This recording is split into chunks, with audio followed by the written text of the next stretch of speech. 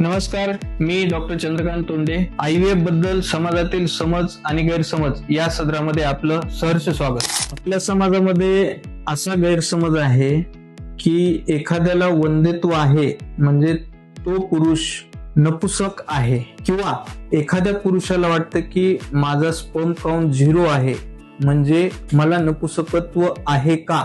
तर याचं उत्तर अजिबात नाही.